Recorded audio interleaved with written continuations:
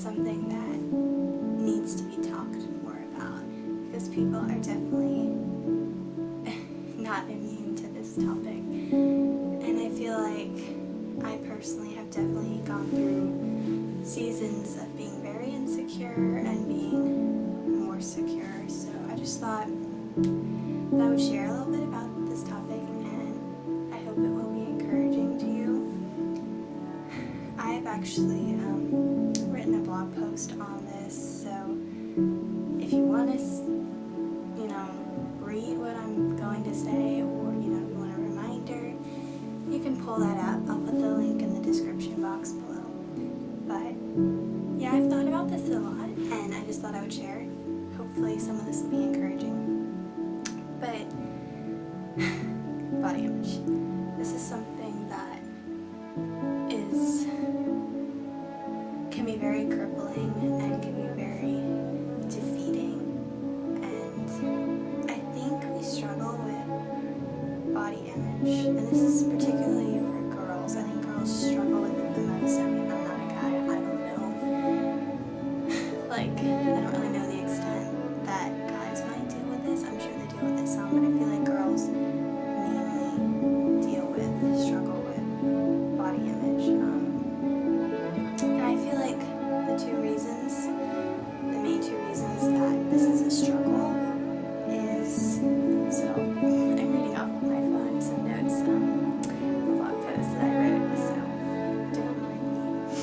But so the first one is that we become vain and care excessively about our appearance. So it becomes more of an idol, more like something we're obsessed about, and taking all our worth from our outward appearance.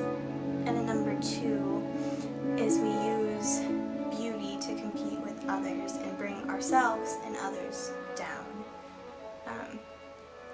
We can either, use it as something, as like a competition with others, or it can be something where we just care excessively about what we look. And both of those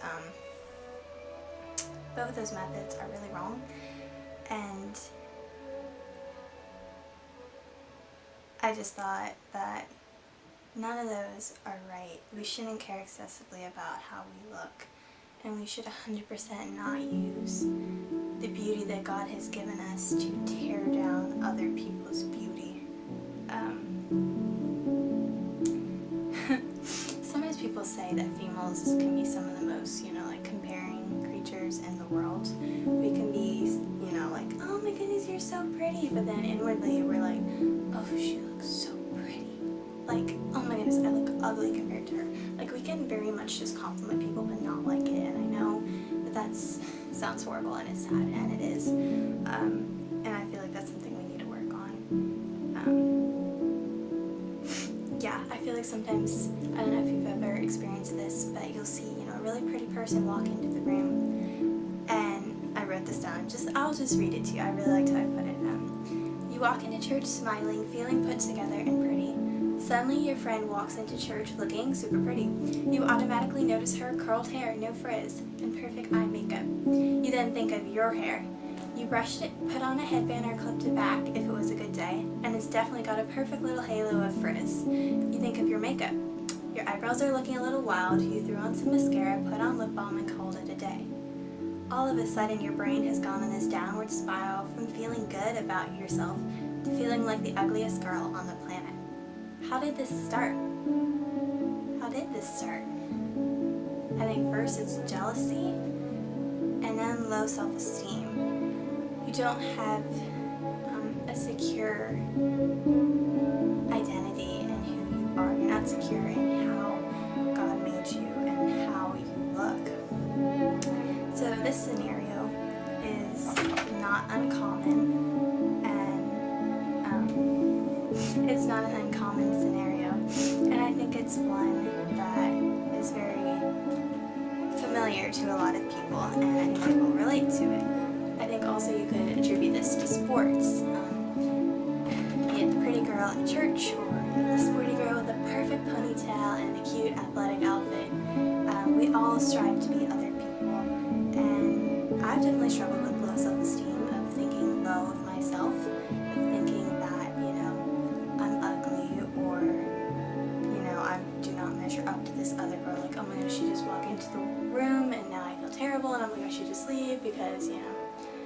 all wrong things. If you struggle with low self-esteem and you are a child of God, you are a Christian, and you have, placed your trust in Jesus, let me just remind you, you are valued, you are precious, and you're irreplaceable, and you are a child of the King. So you shouldn't tell yourself that you're not valuable, that you're not worthy, because you are. Every single human being in the entire earth is made in the image of God, which means that every person has value. Whether they want to believe it or not, they do. You have value. You are loved. You are valuable. You are fearfully and wonderfully made. And if you're a child of God, you have a Father who loves you immensely. He does. He sent His Son to die for you. And you should not think low of yourself, because when you think low of yourself, you're not being honoring to the God who shaped every part of you. He fashioned you the way He wanted to, and He said, that is beautiful. That is my precious daughter, my precious child. And when we say that, you made me wrong, I do not like this about myself, we're picking apart what God calls good, what God has redeemed. One of my absolute favorite Bible verses ever is Psalm 139. Find it. Starting at verse 13. For you formed my inward parts, you knitted me together in my mother's womb. I praise you, for I am fearfully and wonderfully made. Wonderful are all your works, my soul knows it very well. My frame was not hidden from you when I was being made in secret, intricately woven in the depths of the earth. Your eyes saw my unformed substance, and in your book were written, every one of them, the days that were formed for me, when as yet there was none of them. I think that's one of the most amazing Bible verses in the entire Bible. The fact that, you're fearfully and wonderfully made. Despite what anybody tells you, despite what you tell yourself, the Bible is what matters. The Bible and what God says about you, that is the only thing that is true. The God who made everything, from the most, amazing waterfalls to the breathtaking, galaxies, shaped every part of you, loves you, and calls it good. We are His image bearers.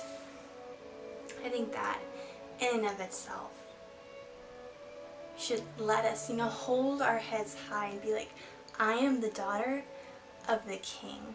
I don't need to think that I'm worthless, because I am worth so much. You are worth so much. So, how does all that tie into body image? Well, I feel like the root of body image is being insecure with who you are. So if you want to be able to be confident in your body, then you need to be confident in who you are, who God has made you to be. And something that has really helped me with this is the fact that there will always be somebody prettier than me, prettier than you. They'll have a prettier face, prettier hair, prettier body, better job, better house, better car, whatever. So if our worth is placed in the looks or the achievements, that's a recipe for disaster. We'll never reach that look. Even if you are, drop dead gorgeous, perfect body, whatever, there's still gonna be somebody that's prettier than you. And I think a lot of times I'll look at somebody and I'll be like, oh man, if only I looked like them, my life would be put together. But then that person that I'm wishing I looked like, they're probably wishing they looked like somebody else, or they're being like, oh my goodness, my face, or my hair, I wish my hair was whatever. Everybody struggles with this. The person that you might, die to be, you really want to be that person, is probably wishing they were somebody else or is actually not secure. So don't think that that other person has it all together, because they likely, 9 out of 10 times, probably don't. They're probably struggling with something about themselves. So if you think having blank, fill in the blank, if you think having that will make you feel confident, content, and happy, it won't. It just won't.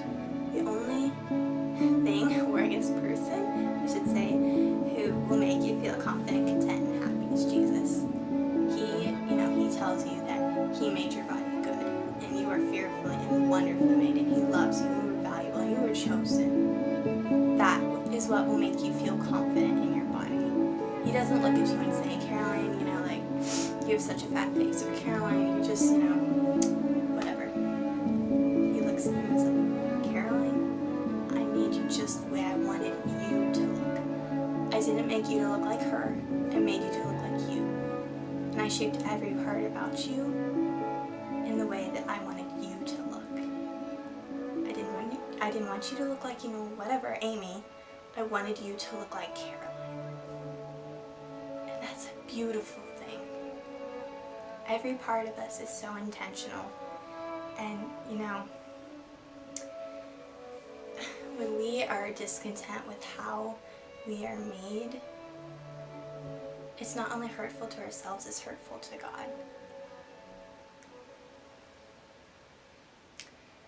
Having, the perfect face, hair, makeup, whatever, while it might be nice, it will not fulfill you.